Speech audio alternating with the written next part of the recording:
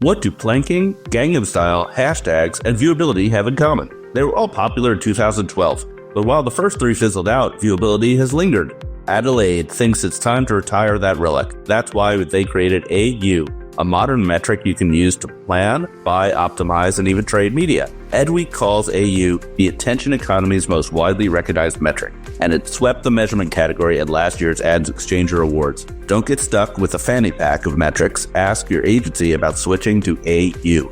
You can also visit AdelaideMetrics.com. That's AdelaideMetrics.com.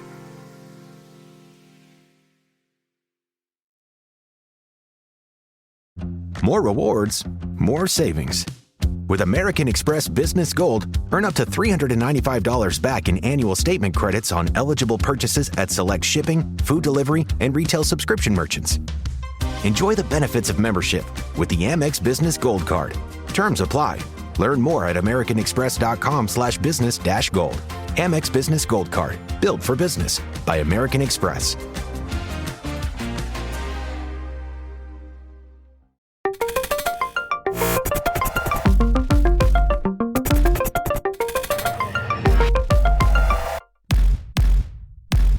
Welcome to the Marketecture Podcast. I'm Ari Paparo. I'm joined by Eric Franchi, as well as our special guest, Ilya Pozin, who is the founder and CEO of Telly.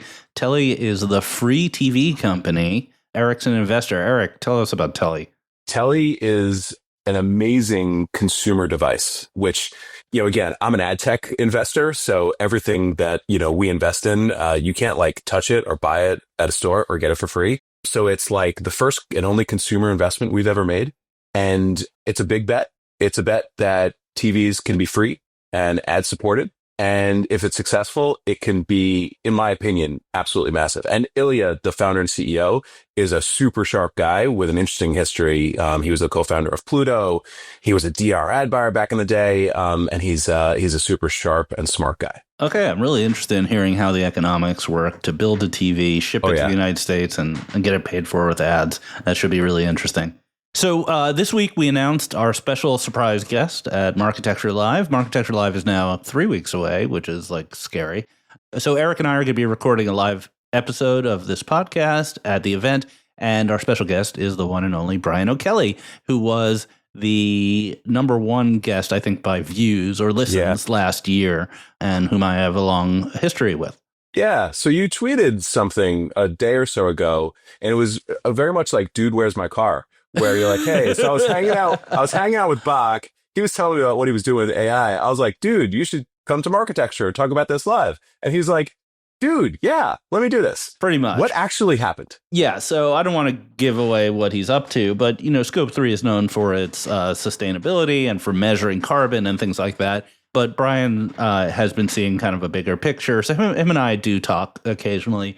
And we got on a Zoom call, and he made some suppositions about AI and said, well, if you had AI that could do X, wouldn't it do Y? And then I said, oh, if you did Y, you could do Z. And he's like, yes, that's what I'm thinking. And I'm like, yeah, and that would reduce the carbon, wouldn't it? And he said, yes, it would. And then I said, okay, this is big and complicated. Are you announcing it? And he said, well, I have an event on March 14th that he's running his own event. I think it's the 14th. I apologize if I got that date wrong, about sustainability. I'm going to talk about it there. And I'm like, well, Marketecture Live is the 17th. Why don't you come on stage and tell everyone about your thoughts about the intersection of AI and sustainability? And he'll be there with you and I talking about this stuff that's very interesting, cutting edge, and not straightforward about the way you might think about the intersection of those two topics. And he's always fun to have on stage, irrespective of the topics. So that should definitely be a highlight of the day. Yeah, he talked about showing his painted toenails based on a joke I made, but I just want to be clear, no one will see my toes during Marketecture Live. Fortunately? Yes, no one wants to see my toes during Marketecture Live. Are there any tickets left? All right. Yeah, there are some tickets left. It is we're approaching our capacity. I think we will sell out. Got about a couple of weeks left, so I would definitely go to marketecturelive.com and buy some tickets because you want to be there. It's just so filled with content and really excellent speakers around AI, identity, other things. We have one person who's bringing a keyboard to their breakout sessions. There'll be a little musical interlude. Not sure about that. Should be fun. All right, let's get into it with Ilya Pozin of Telly. Ilya Pozin from Telly. Thank you so much for being here. Yeah, thanks for having me. So we're pretty excited about this. I don't have a Telly. Eric, you have a Telly, don't you? I have one of the first Tellys. It is fucking awesome. What's so awesome about it?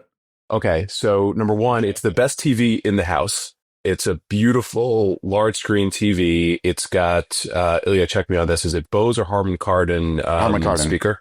Harman Kardon speaker. Just as a functional TV, it's the best. But then it's got the Telly bar, which has all this functionality. So my stocks, the weather, like all this information, you can toggle to, watching various stuff, and then it shows ads. What's better than that? Oh my God. And So it's free. before we recorded, I was like, let's not make this too promotional. Let's just keep it even. And right out of the bat, it's a Telly commercial. Okay. You asked. Ilya, tell us what's the thinking here? What is the origin of this company and this idea?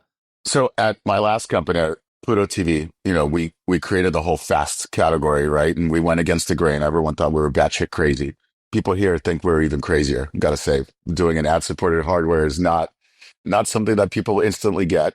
But, at Pluto, we built our app for every TV manufacturer, right? We worked with all of them. First of all, it was very difficult to build an app for TVs that are highly underpowered, right? So what we saw is that TVs, we know they're the biggest screen in the home. They're at the center of the whole family, but they're pretty much as dumb as ATM machines, right? TVs haven't really changed in 20 plus years. The form factor has, right? They used to be big furniture pieces. Now they're skinnier and skinnier and skinnier, but they still do the exact same thing, right? There's some form of content that's pulled from somewhere and it's brought into the glass, and that's it. Imagine if our smartphones just became skinnier and the phone clarity became better, and that's all they did, right? But that's not the case, right? The phone part of a smartphone is like 30% of what we do. There's a bunch of other stuff. So we looked in the market and we saw, why is this happening? Why haven't TVs innovated? And that's because there's no margin. It's a commodity business. TV OEMs lose money selling a device.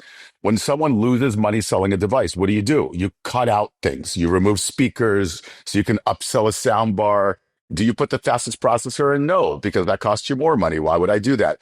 Because there's no margin, there's been no innovation. So TVs have literally stayed flat. And what happened is other devices started to pop out around the house, right? We have smart home controllers. We have, your Alexa, your Google Assistant, your Mirror came out with a fitness device, which is literally a TV with a camera. And that's a problem, right? And then every TV company looking for any sort of revenue went into the ads business, but their DNA is still hardware, right? So that's where like the light bulb literally went off and said, all right, well, what if we actually build, like, not a smart TV is a bad phrase, right? Because they're not really smart. All that does is deliver content over the internet. But what if we actually build like the iPhone of TVs, right? That make it do so much more than television. And is there a way to do it that we can actually disrupt the entire business model and make the whole thing ad supported? And that's literally Telly. Okay, lots to talk Was that about promotional? Here. No, that was not promotional. Let's talk economics. So let's go with the dumb guys first. The dumb smart TVs. I'm being facetious. We love all of our TV manufacturers. They're your sponsors. Architecture, they're our sponsors. But like a company like Vizio, public company, so you know the details. How much of their revenue are they making on like ads and data versus TV sales? I mean, gross or net. That's really the problem here, right? As they make majority of their money selling, top line selling TVs, but their margins come from data and advertising, right? So when you're cranking out a couple new models of televisions every year. And TVs are owned for a long time. People have TVs for 7 to 10 years in a single household. Imagine how many models they're now supporting. So like most of their engineering team, right, and most of their product team was supporting, dozens of existing televisions rather than focusing on one and making it better and better and better. So their money comes from ads. Their money comes from data. Top line revenue, of course, comes from selling the device, but there's no margin there. Yeah, makes sense. Okay. Walk us through your economics to the extent that you give them publicly. Like Eric invested in you. I didn't, but if I was an investor, if I was a big, VC and you're raising money, there'd be unit economics would be the entire conversation, right? Yeah. I mean, look, the TV is not cheap to make. I think a lot of people think free TV, it's going to be a, low budget, low income targeted device. That's not at all the case. I think people get it because it's free, because there's no barrier to entry. Then they get it, they unbox it, they put it up, they go, holy shit, this is like the best fucking TV I've ever had. So they think it's free and it's low income, then they realize it's the best and they tell all their friends about it. And this is why we are where we are today. And we have a massive wait list and people are signing up and we do literally no marketing, but economics. So I'm not going to obviously unravel the whole. Yeah, full just give thing us here, but the bread box approach look, here. it's not, you want to get it's a 55-inch 4K HDR display. How much would it retail for if it wasn't ad supported? Let's start there.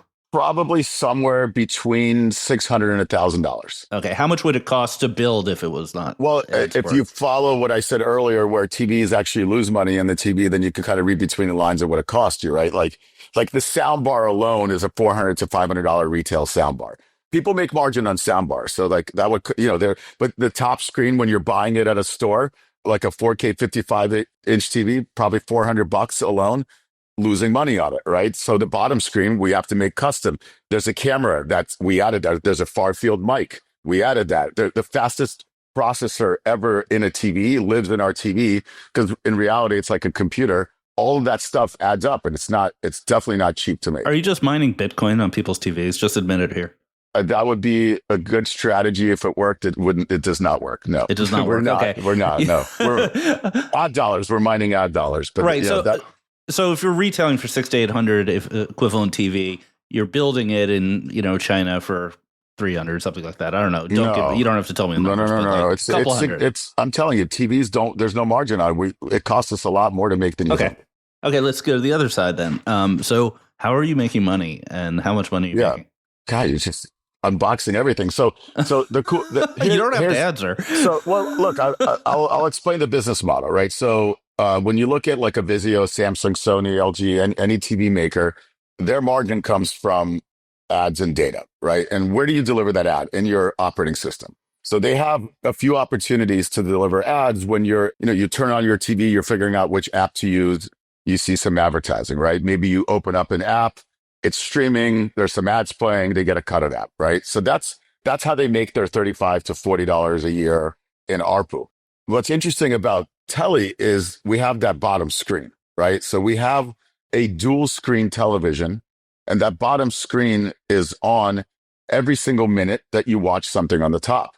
That's our operating system, right? So we have an opportunity to deliver advertising during the entire time you're using your television.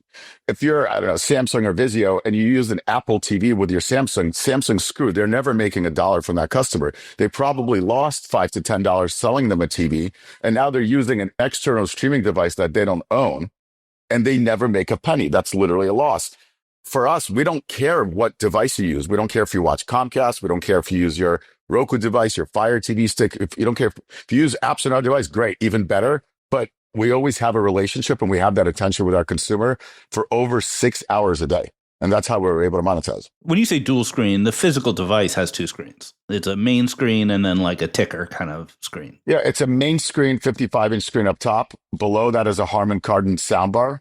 And underneath is another screen that's literally the top screen cut into thirds. So take 1/3 of the top screen, put it on the bottom. It's like a really wide tablet. Okay. Right. And that's attached to it. And so for the main screen, you have the same business model as your competitors. You're getting that $35 to $40 ARPU on, the data and the ad insertion and app installs and stuff. Directionally. Let's just call it that. Directionally. Yeah. You don't have to give the exact numbers. And so you're saying, just I want to unpack it for people, is like if I buy a Samsung TV and then I plug an Apple TV into it and I use the Apple TV as my primary viewing experience, I never go to the Samsung OS really unless I have to. They don't get most of that $35 to $40. They may still get the data. They'll make none of it. Yeah. Well, what about the data? Yeah. They still get ACR. They'll get some data, but most of their data comes from people experiencing native apps on their television. They try really hard to get you not to plug in another device. But on your device, you could plug in an Apple TV. That's right. Yeah. Okay. Because we have that operating system in the bottom. What's the experience of monetizing the bar like? What's working? What kind of campaigns work? Is it QR codes? Is it direct response, or is it more branding? I imagine you can't play audio on the thing unless a user opts in, or else they'll interrupt. If you're not watching television, we could. But our whole goal, our value proposition is when someone's paying attention to what they're watching, that's when they see an ad, right? We actually have a sensor on the TV.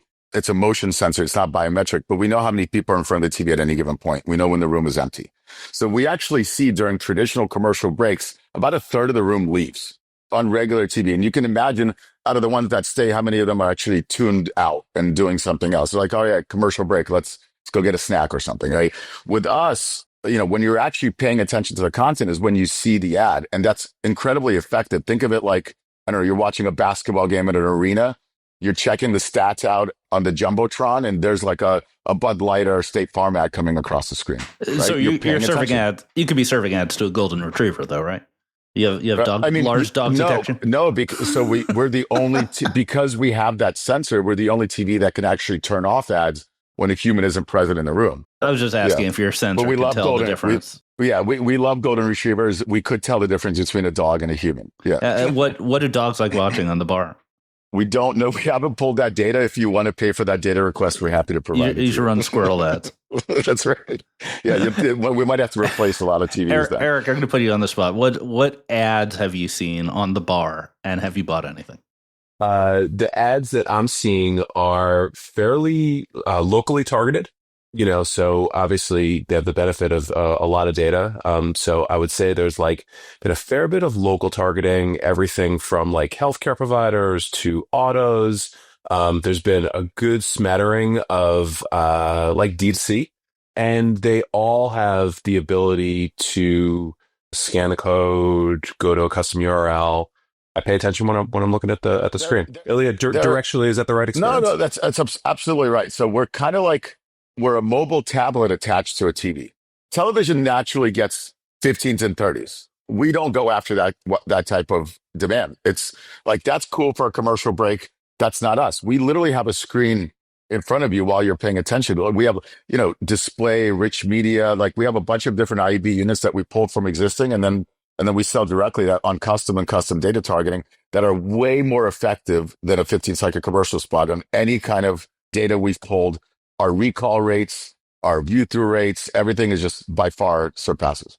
I don't want to go into the weeds here because we could probably talk about this for hours. But if I was a programmatic buyer, would I see this as CTV inventory or banner inventory or what? I think that's a challenge. So we position ourselves at both, right? But it's tricky because typically, like when we go out in the marketplace, we're a TV, so naturally people put us in the CTV bucket. We don't want to be in that bucket, right? But we also don't want to be in the mobile bucket because that's full of like, low CPMs. I'm on a blog and I see 18 banners on a page. We're one ad at a time, front and center in front of everyone. So this is something that we're trying to solve and educate on the market and figure out how do we position this? I think the market's making a turn in our favor because a lot of other televisions are now, in their tiles, they have display units on their homepages, right? Like they have big banners. Typically those were used for tune-ins, but now you're actually seeing brand ads there. So a lot of that demand is perfect for us. And that's kind of where we're trying to educate the market with. Right. I learned on this pod about Roku City, which was a new thing for me, which I thought people were pulling my leg, but actually it exists. Pluto bought a lot of Roku, and the highest performing ads for Pluto were not video. They were screensaver, display, Roku City. Like we love those ad units. So over the years, I've had a number of sort of Twitter fights with people or other discussions where I've made the point that the worst business model in the world is we'll pay you to look at ads. And that business model does come up so often. It used to come up with coupons, and it came up with Bitcoin and blockchain and stuff. And my argument has always been that you attract the worst customers. The people who want stuff for free are not the most desirable customers. So how do you understand that issue, combat it? What data do you have to say that that's not the case? I actually agree with you. I think if you pay people, there's a bunch of like incentivized ad viewing. That's a horrible bucket to be in. Like we've had people bring up ideas like, hey, could you create a reward program for Telly where I get paid to watch more TV? We said, absolutely not. Like that is the worst place we could be in, because if an advertiser knows they're sitting there in order to get paid, like that's just the wrong relationship. That's not who our customers. We don't pay them. We give them a free TV, and it's a great TV, but we don't incentivize any kind of viewing whatsoever at all, right? So the viewing that we get is completely organic. It naturally, in America, the primary TV gets 3.5 hours of TV viewing per day. That's not our data. That's just market data, right? We're getting way more than that because we have all these beyond TV features, like you could do Zoom calls and play games and do fitness and all that stuff. That's where we focus on. It's like, let's come up with other stuff beyond TV that gets people to sit in front of this device and do more, right? Our biggest competitor is the phone. Like when you get home, like everything you do, like if you're watching TV and you're looking at, your phone for NBA scores, we're going to put that over here. If you're browsing, things to watch on Netflix, you're trying to figure out the Rotten Tomatoes review, we put that front and center, right? So if you want to make a bet on, DraftKings or FanDuel or somewhere else, we're integrating that into the bottom screen. So we want you to put away the phone when you're there, and we want you to use our TV and nothing else. But aside from rewards explicitly, isn't there a bias towards lower income consumers who would want a free TV? Why, if I was an advertiser and I made that point, how would you combat that? Americans love free. I don't care how wealthy you are. You're at a game, your favorite team wins, you get tacos, you're driving 20 miles, losing more money in gas to get those tacos. I'm sure we've all been to like conferences or whatever, and you're at lunch break and there's like a huge line of somebody spinning the wheel, giving away free AirPods. Everyone's obsessed with free. I learned from my last company at Pluto that free is not low income, right? It's very much universal. I've met so many celebrities and super wealthy people that watch Pluto on a regular basis, and they could very much afford a paid service, but they like the experience and they don't mind ads. And I think the same thing here. We have data on everybody that has our TV and that's waiting to get a TV, and we actually over-index on income. So we're actually wealthier than the average American. If someone wanted a free TV tomorrow, what should they do? They would go to telly.com. They would sign up. They would have to share some profile information. They would get on our wait list. And then eventually they'll get one. We're trying to go through that thing as fast as humanly possible. The demand is huge, but we're going through it. And, and if they know somebody, maybe if they contact you and, maybe not me, Eric, not me. Or Eric, don't contact me about a Telly. Yeah, we'll bump them up to the top of the list, but we're going to go through that wait list pretty quickly. Okay. Let's talk about the general TV market a little bit. So last year there were two big things that in my opinion, about the TV world, Vizio and Walmart being one, and the other being, in our world at least, the Trade Desk's operating system. It seems so. I think this is supportive of your thesis, the basic thesis, which is the hardware and the ads are converging, and the ads are the driver, not the hardware. But I'd really be interested in hearing your take, especially on the Trade Desk's operating system and its prospects. Is it a good idea? How the economics potentially work? I mean, on the Walmart Vizio, first of all, I mean that's an easy one. That was a huge validation to our business, right? They acquired the company not to be in the hardware business. They wanted to grow their retail media advertising business. And I think it was a smart play. Vizio has a great price. Nothing cheaper than free, though. Nothing lower. Do you than free. see Walmart starting to take more aggressive losses, but to bring Vizio prices down? Maybe. I think, but they can only go so far, right? If you're making, $40 a year on a TV, like you can bring it down a little bit. There's a big difference between $1 and zero. Right. So I don't care how low you bring it down. Like free has no barrier to entry. It's the fastest growing segment of anything. Right. Every major company out there from, Google and beyond started with a free product. Right. And now, it's nothing grows faster than free. Well, but I mean, let's do the numbers. So if you throw out your number, $35 to $40 a year in ARPU on advertising. Now, if Walmart can increase that to $60, $70 because of it's Walmart, right? There's a million ways it can integrate. Yeah, for 7 years. For 7 years, you could start talking about maybe not free, but like $100 TV. Yeah, but once again, $100 TV is never going to compete with a free TV. Even $1 is not going to compete. I promise you, we've tested this. We've tested it at Pluto and all across. There's free is in its own bucket. Yeah, got it. Okay. I want to hear about your take on the Trade Desk operating system. Yeah. I mean, I think that's an interesting play. I think it caught a lot of people off guard, right? Because in the same reason, people own devices for 7+ years. Today, when you're buying a new TV and you already have an existing device that you're plugging into your current TV, there's a good chance you're going to take it out and put it in the new television so you don't have to reset up all the apps. I'm not exactly sure what their play is. Like even Apple and Google don't have great market penetration in streaming devices, and that's Apple and Google, right? So to come out with your own OS and your own device, there has to be another motive, right? There has to be another motive. You might know better than I do. I hypothesized at the time that they were going to try to pay for distribution, that they would go, maybe not the Samsungs or LGs of the world, but they'd go to the 4th, 5th, 6th operating system brands and pay them some amount to swap. Yeah, I mean, there are a bunch of TV makers like TCL and others that aren't in the OS business and take on other people's OSs, and they'll do whatever is the best deal. And they release so many models. They could put one model on Google, one model on Ventura. But at the end of the day, the numbers are still small. Like when you're looking at a single model of a single TV OEM, you're looking at hundreds of thousands of units, at best. So I can't see like how, with your own operating system, how you penetrate 130 million households quickly. There has to be another play. Yeah, I mean, I don't see a world where LG or Samsung swaps, or I don't know who the number 3 or 4 are, but Yeah, certainly not Vizio. I mean, I think a lot of people speculated that, like you hear talk in the market that maybe Trade Desk is out to buy Roku, and this is like their case study of like, hey, we could do better with an OS. Like, this is a chess game. I think it's not. This isn't like one move at a time. I think you have to look a lot deeper. I think Jeff's very smart. I think he's calculated, and we'll see what happens. But your guess is as good as mine. All right. Well, let's call it there. That was a super interesting conversation. We will be back in a minute with the refresh, which is our refresh name for News of the Week. We have a lot to talk about. This podcast is brought to you by Sojourn. Thinking about how to get more out of your travel marketing? Sojourn's travel audiences tap into real-time data from top hotels, airlines, and more, so you can reach the right travelers at the right time. Whether you're running programmatic or social ads, Sojourn's AI-powered audiences plug right into your DSP for better performance. Test Sojourn's travel data to take your campaigns further. Learn more at sojourn.com/marketecture. That's SOJERN.com/marketecture. All right, we are back, everybody, with the refresh. So we have some controversy this week we're going to get into.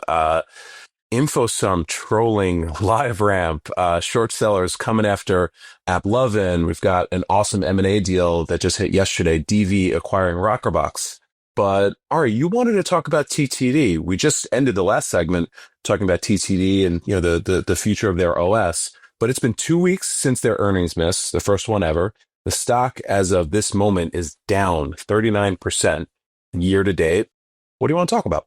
Well, I just think we're in trauma. The whole industry's in trauma. The number of people out there who it's like they just don't know what to do. They're wandering the streets. They are unsure about the future of the open web. The number one winner of the whole Trade Desk debacle is GuidePoint, because those consulting calls are happening at a furious rate. And I think there's definitely some gloom and doom with some of the other ad tech folks coming in light. I guess Magnite had a light earnings also. 4% up. Yeah, 4% right. year over year. Yeah. And there were some numbers that came out that the CPMs on open web really dropped after the election last year. And it started just sort of painting that apocalyptic future that I think a lot of us have been talking about for the past year or two, with AI destroying the open web and identity and all that stuff. So I think we all need a kind of a big hug. Unfortunately, this is a virtual podcast. Otherwise, I'd give you that hug, Gary. Ilya, what were you going to say?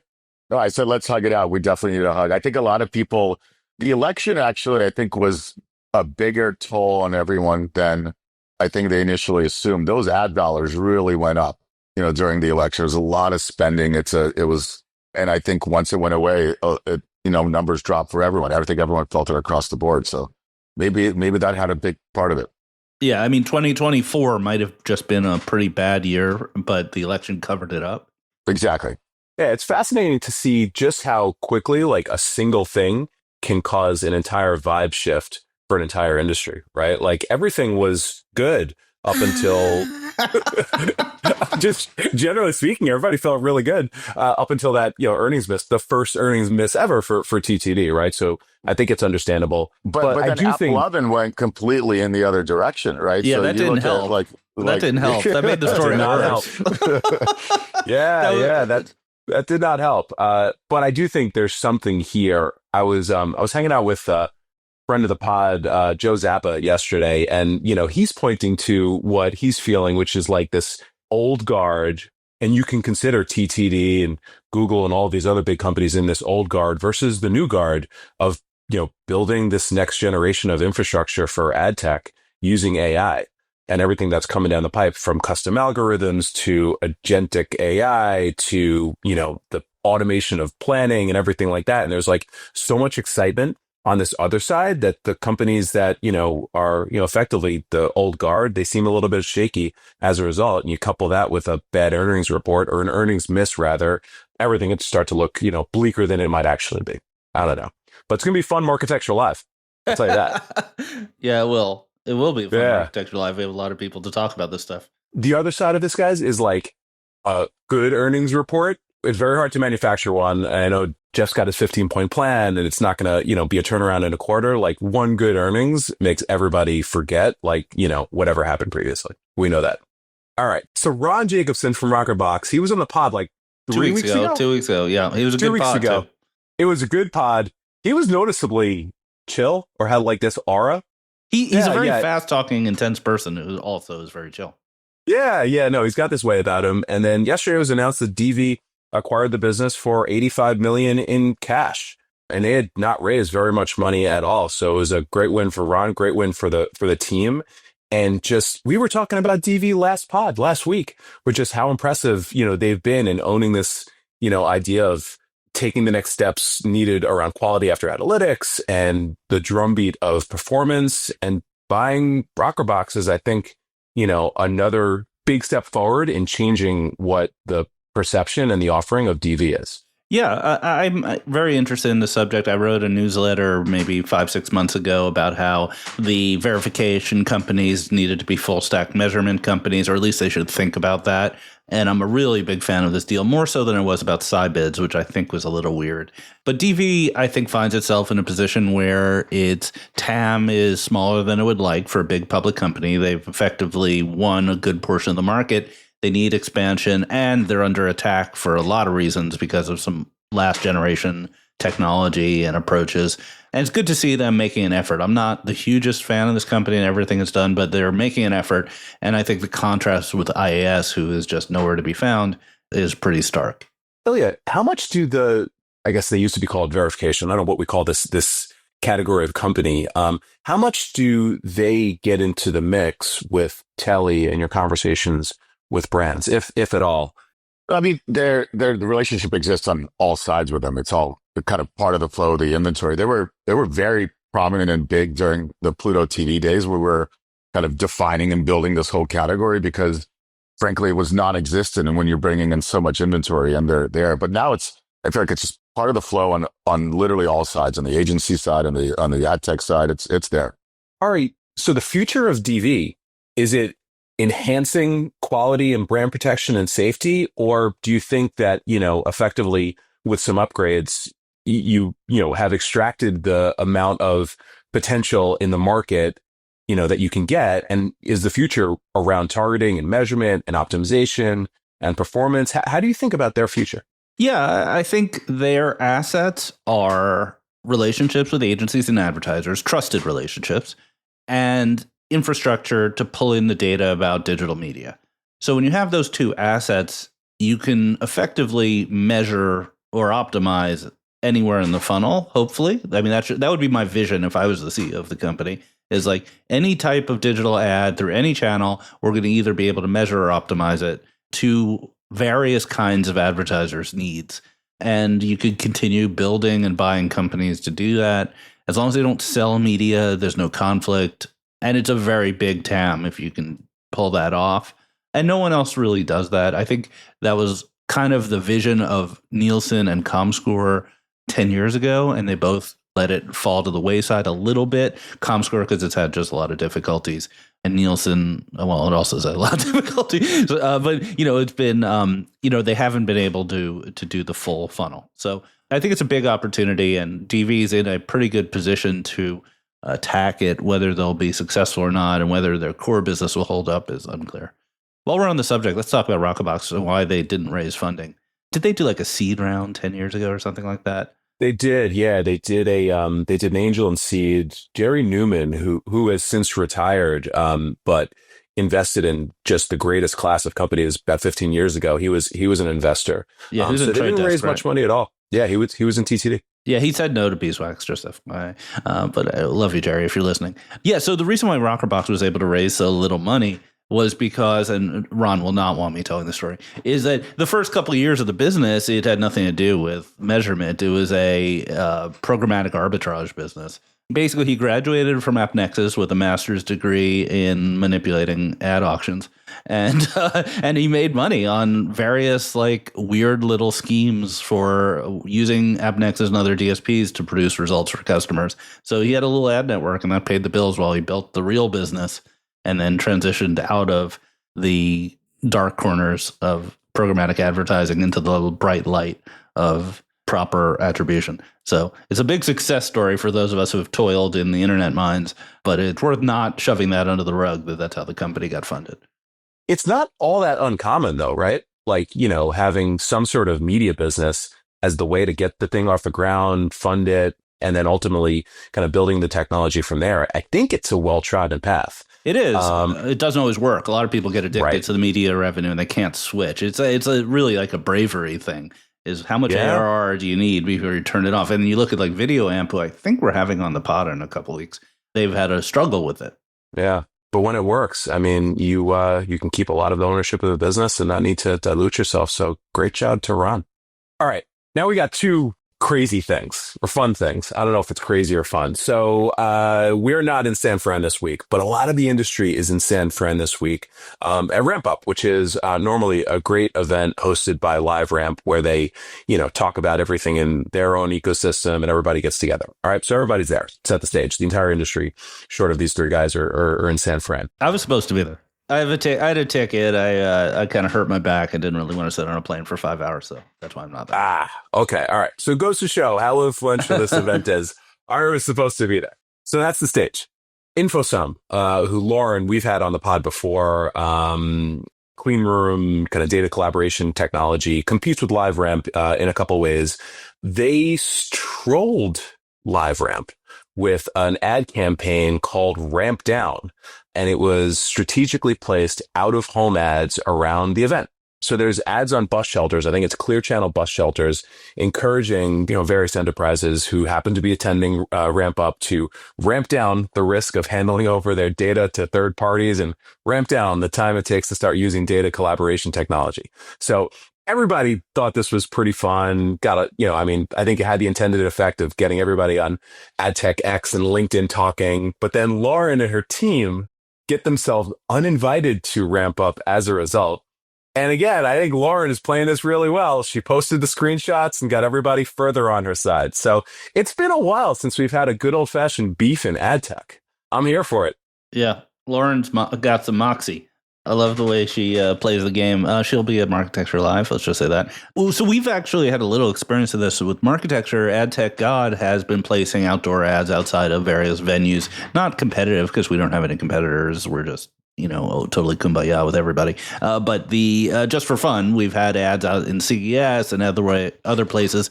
And just a plug, we execute it all using AdLib, which makes it really easy for us. And they're an advertiser, so I'm giving them a free plug. But it's fun. It's a really fun thing to do. I know people were doing it with Snapchat for a while because Snap has the ability to micro-target locations. That's a fun thing to do, but not many B2B visitors of Ramp Up are probably on Snapchat, so it's skews demographically undesirable. Yeah, but B2B marketing can be kind of boring. So, pulling out the creative playbook, taking some jabs at a larger, behemoth is a lot of fun. So I give them credit for it. And what do you think about them getting uninvited? Would you do that if you were at LiveRamp? Yeah, I might not want my direct competitor at my show talking to my customers. I probably wouldn't have done it because of the ads. I would have done it because of the competition. I don't know how much that business involves interoperability. I'd assume it does. Like if a customer wants a Ramp ID in InfoSum, they probably need a partnership of some kind. So it might be delicate to burn those bridges. It's like a rap battle out there. It is. It's a beef. Ramp up, ramp down. There we go. Yeah. Okay. All right. Even more controversial. So, as probably expected, the short sellers have come for AppLovin. So there were two short seller reports that dropped a couple days ago. AppLovin was down as much as 23% intraday on the reports. And they both allege one thing and then one goes a little bit deeper. So they both allege that AppLovin inflates revenue by force feeding app installations. And then one of them went a little bit deeper, and the report, it takes hours to read. Hours. We read it, so you don't have to. Yeah, alleging everything from engaging to ad fraud, to stealing data from Meta, to violating COPA, aka tracking children, to serving inappropriate ads to children. They basically threw the kitchen sink. And that short seller was called Fuzzy Panda. Strange name for a vicious short seller. Anyway, this was to be expected. I mean, this stock is up something like 25x over the course of a couple of years. It's been on an incredible, to Ilya's point, hot streak, particularly as of late. I'm not surprised about this. What do you guys think? I'll just say that a lot of these ad experiences that AppLovin makes money on are really bad. Now, I'm not saying they're fraudulent, but when you see them, the ads that are very aggressive with tiny little X buttons. Hard to close, yeah. Hard to close, audio on, multiple ads in an ad wall for rewards. This is like not Madison Avenue high quality ad experiences. The side loading, force feeding thing was news to me, but Eric Suford popped in as our mobile guy and said, "Oh, this is totally normal." Which, I mean, normal is a judgment call.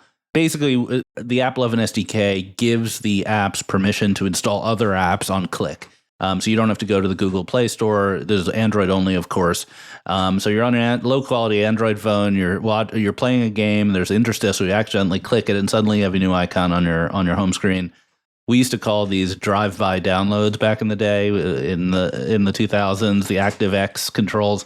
But apparently this is normal. And then someone jumped in on X, I forget the fellow's name, who said that he built this as part of Facebook. So Facebook's ad network does this too, which I think this is a giant ad for switching to an iPhone so you could avoid all this nonsense. Anyway, the point being, like, this apparently is not illegal. Lots of ad networks do it, but it's pretty shitty, and I don't think any consumer wants it. So where does that leave us? I don't know. I mean, I think it's got to perform, right? A lot of those ads they're not going to be brand ads from the Fortune 500 companies that advertise there, but it's got to perform. If it doesn't, their ad dollars won't flow, right? So I used to do a lot of performance marketing. That's how I kind of got my start. I ran an agency for 12 years. I never did brand advertising. Some of the in-game units perform. And when I say perform, I don't mean just like, oh, I accidentally got someone to click unintentionally. Like there's actually a full conversion after click, right? So I don't know. I'm sure there's plenty of crappy stuff out there, but the majority has to work. Yeah, and also the conversion isn't counted until the user opens the app. So even if it's installed automatically on someone's phone, that's not a conversion. The conversion, the user has to open the app. I think this just sort of reinforces the unfortunate reality that the in-app advertising market is overwhelmingly games, game advertisers, and consumers who are, high users of these games. And the mainstream brands still struggle to be found and to spend money there, which is unfortunate because the demographics are good. It's just the experience is not good. It's a big audience too. It goes wide. Yeah. Yes. All that said, on the mobile gaming front, it'll be interesting to see how AppLovin's trajectory on the non-mobile gaming front plays out over the course of the coming quarters, because there's a lot of D2C brands, there's a lot of agencies that are talking about how they're seeing good results from a ROAS perspective. So it's going to be interesting to see this thing play out. This is interesting. Perplexity is teasing a new browser called Comet. What do you think about a new browser? Is that what the world needs? There used to be this joke that every browser is a name that could be used for an SUV. Right, Navigator, Explorer, and I think this follows it. Like, you could definitely it would be more like a sedan, but you could definitely be driving your Kia Comet down the street. I mean, I have some views on this. I think browsing is changing incredibly fast because of AI, and so like searching is, right. You're not going to Google. You're not looking for results. If you have an operator / agent built into a browser that just gets information for you and brings you back the results, do you technically even need a browser, right? And we've all been following the, like OpenAI's examples of like, I'm searching for something and then you're seeing the mouse move and they're clicking and like it's doing the work for you. But that's sitting on top of Chrome or whatever, which is highly inefficient. I actually didn't see the release for Comet, but I'm imagining what it is. It's a browser that's probably optimized for agents to go out there and get information and bring it back much faster, more efficiently than a bloated kind of like Chrome browser that's full of plugins and a bunch of other crap, right? So I'm kind of bullish on it. we're making a big dive into AI, and not just to chase the bandwagon, but we found ourselves kind of accidentally in the lead position for this AI home device race. Like TVs don't have microphones. We do, right? TVs don't have cameras. We do. TVs don't have a dedicated screen for information. We do. So if you remove the actual TV part of Telly, right? Imagine a situation where you're going like, hey, Telly, open Google, search for used cars, click that third link. Yeah, that blue one right there. I love it. Let me schedule a test drive or whatever. Like voice browsing to me is actually something a lot of people don't talk about that I think could make a television, whether it's ours or someone else's, fully comparable to the performance you get out of like a mobile phone or a laptop. And right now we're working on building that. And we're doing it because we have a browser and it is Chrome. It's not as easy as it would be if we had a browser that's optimized for this thing. So I'm kind of, it's interesting to see this come out because it's relevant. It's close to home right now. Yeah, and Amazon just upgraded Alexa for the first time into the AI age, so I think that's part of it. I want to give my opinion, which is that OpenAI's Operator, I think that's what they called it, which is a headless browser approach. So it's not your browser, it's a different browser through the web. I think that's a total dead end and a waste of time. But you can't log in. It doesn't know your history. You have to retype your credit card every time. It was demoware. It doesn't make any sense. It makes much more sense for it to be your browser. And whether it's this new Comet thing or it's the future of Chrome or it's a plug-in to Chrome, whatever it is, makes a ton of sense. And I totally agree with you, Ilya, about that. I think it's a really exciting prospect. Yeah, I think Minority Report got it wrong where like the future is going to be us like waving hands and, to browse and get information. I think voice browsing is like, imagine if you just like tell your computer, your phone or your TV, just like, hey, order me a pepperoni pizza from Pizza Hut right now. And that's it. That's all you said, right? It already knows your address, has your credit card, knows where, like just adds a pizza to cart and it's there. We just ordered a pizza in 5 seconds. Doing that on a computer with a keyboard and mouse will take at least 3-4 minutes, right? So I think we can, I don't know, I think there's something there. I agree. And I think you said something a couple minutes ago that probably shook a large majority of the listenership of this pod to their core, which was, why are we going to even need browsers in the future? To paraphrase what you said. We won't need browsers in the future, to paraphrase what you said. And that being the infrastructure for what we think of as the open web is really the big conversation that we're going to be having over the course of the coming years. This is an interesting thought. I've been thinking, if you don't have a browser, right? If you just have some sort of LLM giving you back information, what happens to all the ad inventory and all the websites? And when that agent goes out there and looks for information, it's not like you're not getting an ad impression for that agent, right? That's a bot. That's obviously not getting paid. And it's bringing back information without that ad. What happens to the hundreds of billions of dollars of ads? This brings up the kind of the funniest and best tweet of the week, which is Zach Weinberg, original founder of Invite Media. He tweeted, "There's going to be a huge ad opportunity while people are waiting for their LLMs to respond." Right. That's right. He's so right. It's back to the 15-second. Your LLM will be ready soon. It's like net zero. Yeah, it's net zero for LLMs. Maybe that's another good business opportunity there. Ad supported Oh my LLM. God, yeah. But Ilya, that was the implication, right? Where it's, if you just have tasks being done and agents, talking to agents or whatever this future looks like, the future doesn't look like what the infrastructure for, much of the open web is right now, which is display and video ads. It's already happening. Anybody who's running like SEM campaigns, right? They're running search. They're seeing a decline in audience. Like traffic is going down because we're getting our information by somebody that's just going and getting it for us. It's happening. Whether you like, people are listening, probably going, "Oh yeah, it's like distant." It's happening in the next 12 months faster than we can all imagine. I saw an interesting tweet. I cannot remember who did it. They was saying that one unexpected result could be that people publish less. In that if an LLM can summarize everything about your company or yourself or whatever, maybe you stop being as transparent and don't publish that information. The new website for a B2B SaaS company is like, give us your email and we'll tell you what we do. I saw that as well. Yeah, that's an interesting way to think about it. Yeah. you don't want to be put on the same anonymous plane as everybody else's. So much to talk about here, but I think we're out of time, unfortunately. This has been fun, though. Yeah. Right. Well, Ilya, thank you so much for being here. I learned a lot. I feel like maybe I want to Telly, but I'm not sure. I still have to be convinced. Maybe I'll go to barbecue at Eric's and try it out. I think come see it. I think we'll convert you, and then you make a choice. Do you have a showroom? We do. We're here in New York. Oh, yeah, where? Right by Union Square. I live right here. by Union Square. You can't just walk in, so I don't want to put the address out there and have a bunch of people knocking. It's a private showroom, but hit us up. We'll show it to you in person. I want you to come and see it. Could I videotape it and do a little content creation? Yeah, put me on the spot. That's what you do best. I'll have my sales guy call you. All right, this is awesome. Thanks for everything. Yeah, thanks for having me. Thanks, guys. We'll see you next week, everybody. Thank you for subscribing to Marketecture. New interviews are added every week at marketecture.tv and your favorite podcasting app.